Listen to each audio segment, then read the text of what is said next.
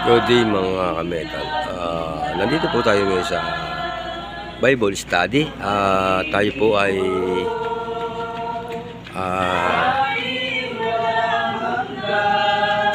Sunday po ngayon. Nag-relax po tayo para po sa buhay-buhay natin. Kaya attend po tayo ng Bible study. Nandito po tayo. Ayan po.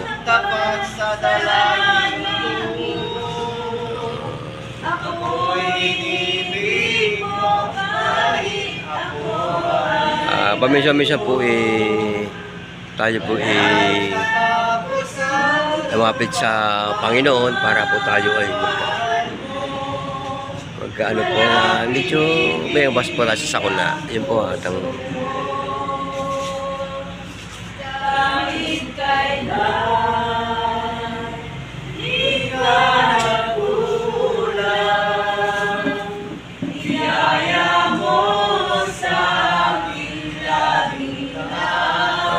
pasensya na po kayo, na-video ko lang po pero ako po nandito po at agatin po.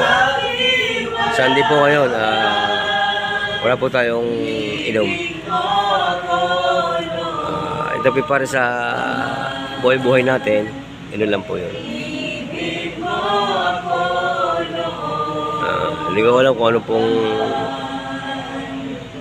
religion to, o kung ano, kung Christian to, kung pero Christian din po siguro ito, mga metal.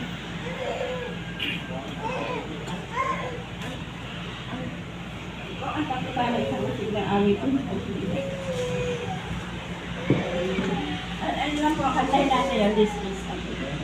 Sige, this is the day, taga. This is the day, this is the day that the Lord has made, that the Lord has made. We will rejoice, we will rejoice and be glad in it, and be glad in it. For this is hindi na po ako naimbis sa katip ng ganito. Marami ako nakatid ng ganito mga metal. Mas enjoy mga kami. Ito ang araw, ito ang araw, nagawa ng Diyos, nagawa ng Diyos. Tayo masaya, at purihin siya, at purihin siya. O ito ang araw, nagawa ng Diyos. Tayo masaya, at purihin siya. Ito ang araw, nagawa.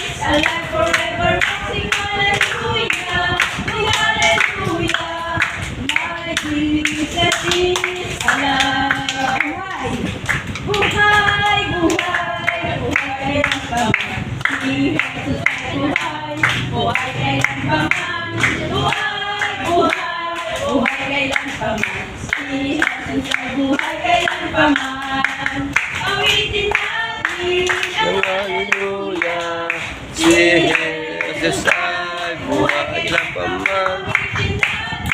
Hallelujah, si Jesus ay buhay. Jesus ay buhay. Jesus ay buhay. Amen po, amen, amen, amen. Ayan po, konting katahan lang po. Konting katahan. Po ang Panginoon, hallelujah. Ay po, napakaganda na po na pagkakataon ito. Hallelujah.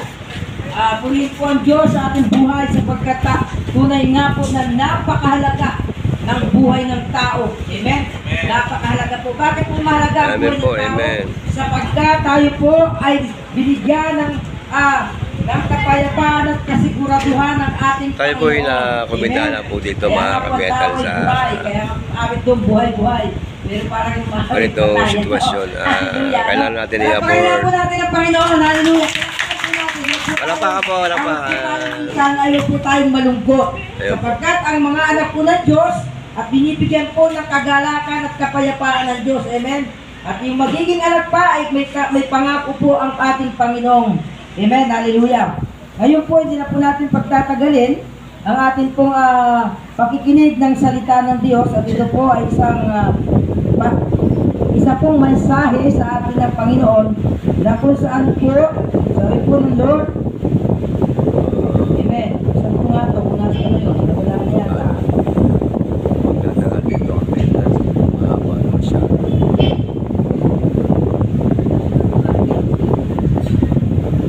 Praise po ang Panginoon. Hallelujah.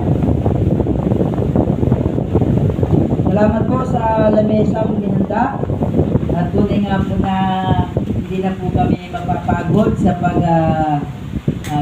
ano po sa ating pong hahawak-hawakan para may maipatungan. Salamat po sa inyo mga naganda ng mga bagay nito. Purihin po ang Panginoon. Palagpakan nga po ulit natin ang Panginoon. Hallelujah. Buhay po ba ang Panginoon sa oras na ito? Buhay! Okay, kasi po ang Diyos po natin buhay. Alam po natin ang Diyos na hindi po namamatay kailan paman. Amen. Purihin po ang Panginoon. Hallelujah. Tayo po ang ating pong pag-aaralan ngayon sa hapong ito ay pinamagatan kong ano ang kahalagahan ng tao sa Diyos. Amen. Ano ang Po, tayo mga kahalagahan kametal. ng tao sa Diyos? So, ibig sabihin po nito, ang tao pala ay napakahalaga sa Diyos. Bakit kaya? Ano po? Bakit kaya ang tao po ay mahalaga sa Diyos? Simpleng ano lang po ng ito. banal na kasulatan? Okay na po. Bakit ang tao Bye-bye ay bubuhay Ingat okay po na, mahalaga na po sa Kanya. Amen? Pero ano